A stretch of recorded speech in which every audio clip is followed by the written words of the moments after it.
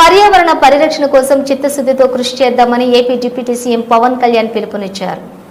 గురువారం అనంతవరంలోని ఏడీసీఎల్ పార్క్లో వన మహోత్సవంలో డిప్యూటీ సీఎం పవన్ కళ్యాణ్ పాల్గొని మొక్కలు నాటారు. పర్యావరణ సంరక్షణకు కృషి చేస్తామని పవన్ కళ్యాణ్ ప్రమాణం చేశారు. నాటుతానని మన ఊరూరా వాడవాడ ఇంటా బయట అన్ని చోట్ల మొక్కలు నాటడంతో పాటు వాటి సంరక్షణ బాధ్యతను కూడా స్వీకరించి స్వచ్ఛ హరితాంధ్రగా తీర్చిదిద్దేందుకు కృషి చేస్తానని ప్రతిజ్ఞ చేస్తున్నాను.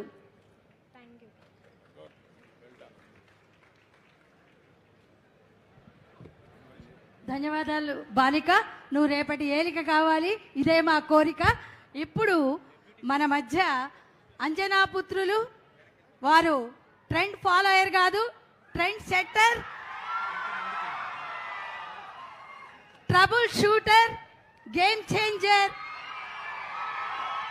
ఆయన వ్యక్తిత్వం సూపర్, కర్తృత్వం టాపర్, నేతృత్వం గేటర్. ప్రజలు అందుకే ఇచ్చారు మీకు పవర్. పుట్టేటప్పుడు తల్లికి కూడా ఆయన ఇది కలిగించలేదు.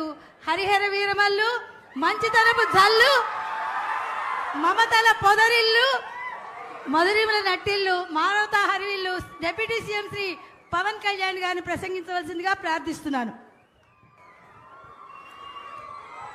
గౌరవ ముఖ్యమంత్రి శ్రీ నారా చంద్రబాబు నాయుడు గారికి,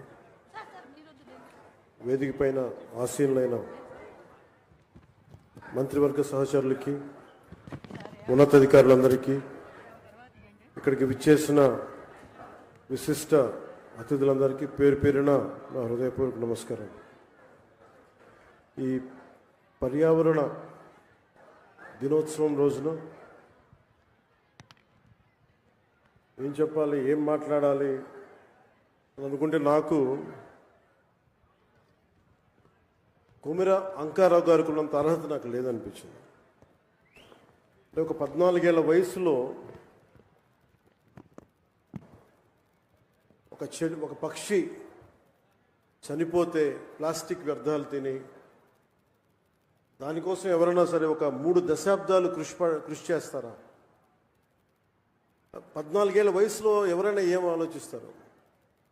ఆడుతా పాడుతా తిరుగుదామని, అటు ఇటు తిరుగుదాం అనుకుంటారు. కానీ పర్యావరణం గురించి ఆలోచించే స్థాయిలో ఉన్నారు అంటే ముందుగా కొమిర అంకారావు గారిని ఈ కార్యక్రమానికి విశిష్ట అతిథిగా పిలిచినందుకు మనస్ఫూర్తిగా అధికారులకి,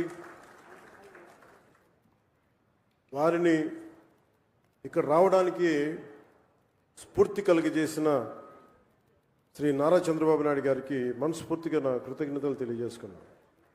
ఒకసారి ఒక వ్యక్తి చాలా చిన్నగా ఉంటుంది, మనం ఏం చేయగలం అనుకుంటాం. నాకు ఆయన్ని గురించి చదువుతూ ఉంటే ఒక నల్లమల పరిరక్షణ కోసం ఆయన పడ్డ తపన, గత కొన్ని సంవత్సరాలుగా ఆయన కొన్ని దశాబ్దాలు 3 దశాబ్దాలుగా ఆయన చేస్తున్న కృషి చాలా ఇన్స్పిరేషన్ అనిపించింది. ఈ కార్యక్రమానికి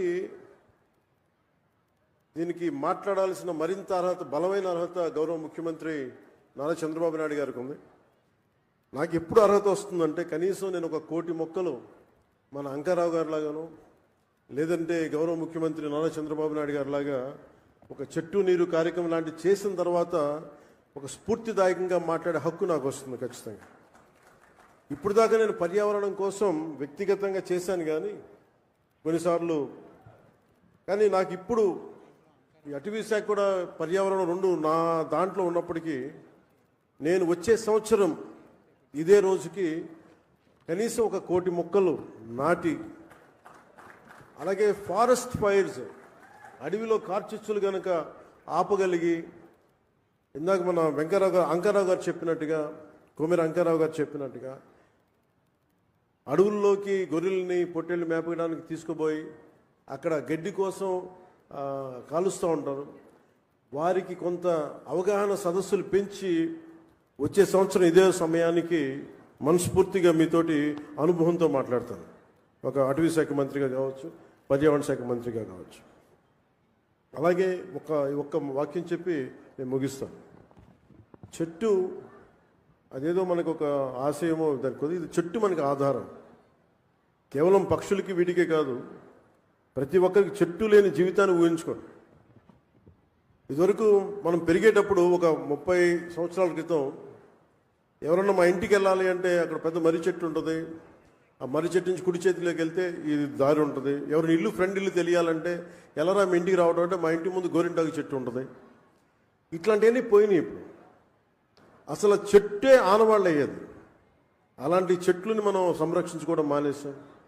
కానీ అదృష్టవశాత్తు మనకి ప్రకృతిని పరిరక్షించగలిగే అవగాహన ఉన్న ఒక బలమైన వ్యక్తి మనకి ముఖ్యమంత్రిగా ఉన్నారు మనకి. అందుకు మనం నిజంగా మనం గర్వించాలి.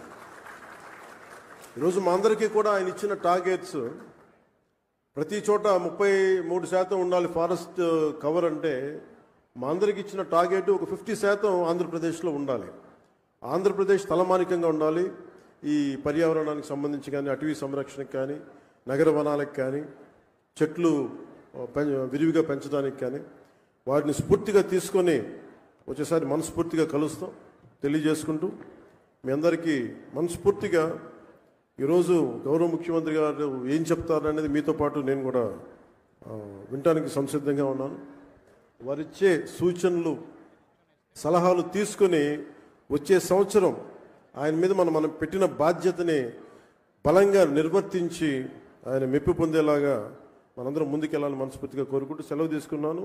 జై హింద్. ధన్యవాదాలండి.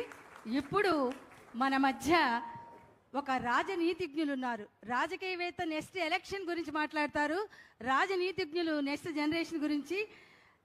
చంద్రబాబు నాయుడు గారు ఒక vibration, sensation, motivation, dedication, innovation, inspiration ప్రతి జనరేషన్ కి.